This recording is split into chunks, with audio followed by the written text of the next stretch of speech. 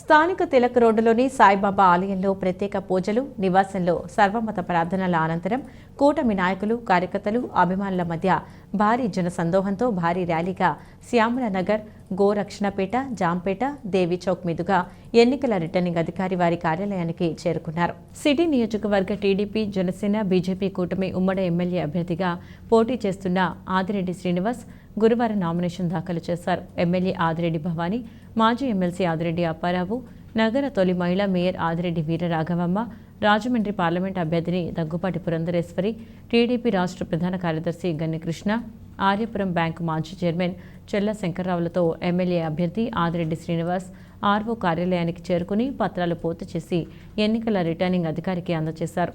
ఆయనతో పాటు ఎమ్మెల్యే ఆదిరెడ్డి భవానీ కూడా నామినేషన్ పత్రాలను ఎన్నికల రిటర్నింగ్ అధికారికి సమర్పించారు. రాజమండ్రి చరిత్రలో ఎన్నడూ లేని విధంగా తన నామినేషన్ కార్యక్రమం జరిగిందని, అశేషంగా తరలివచ్చిన అందరికీ కృతజ్ఞుడును అని మీడియాతో అన్నారు. కూటమి అభ్యర్థినైన తాను 50,000కు పైగా మెజార్టీతో విజయం సాధించబోతున్నానని ధీమా వ్యక్తం చేశారు. తన నామినేషన్ దృశ్యాలు మన రాజమండ్రి రీల్స్ స్టార్కు కనువిప్పు కలిగిస్తాయన్నారు. సంపూర్ణ మద్యపాన నిషేధం చేస్తామని చెప్పి అధికారంలోకి వచ్చిన జగన్ మహిళలను, రాష్ట్ర ప్రజలను మోసం చేశారన్నారు.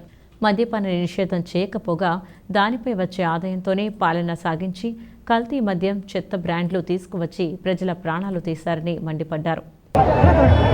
రాజమండ్రి చరిత్రలో కనీ విని ఎరిగిన రీతిలో తెలుగుదేశం,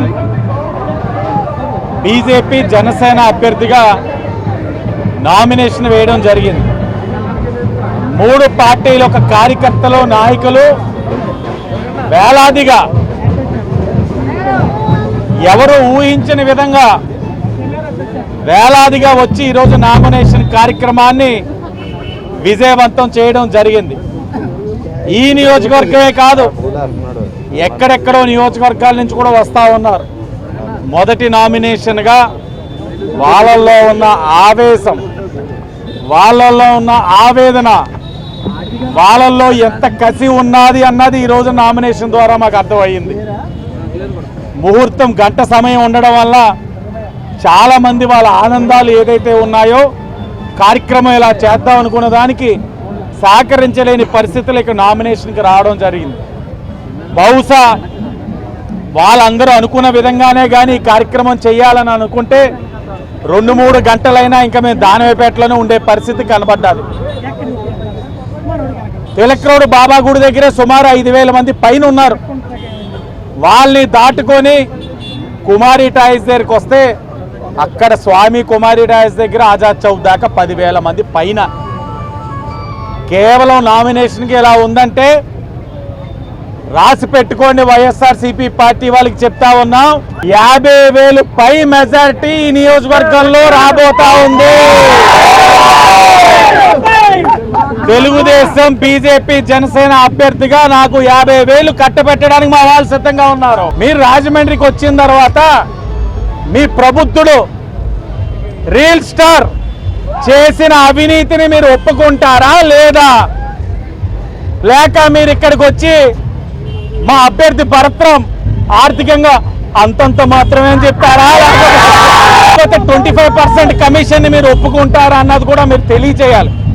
అలాగే మీ నోటితోటి మీరు చెప్పారు సంపూర్ణ మద్యపాన నిషేధం చేసే ప్రజల్ని ఓటు అడుగుతానని అన్నారు.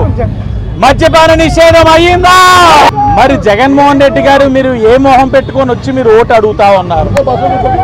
మీరు ఇన్ని ఇబ్బందులు పెట్టినా చెప్తా ఉన్నాం, కేసులు పెట్టారు, అరెస్టులు చేశారు, ఇన్ని ఇబ్బందులు పెట్టినా మేము ఈ పసుపు జెండాని వదలలేదు. కారణం నేను కుటుంబ సభ్యుల కింద భావించే నా కుటుంబ సభ్యులే నా ధైర్యం, వాళ్ళే నా బలం.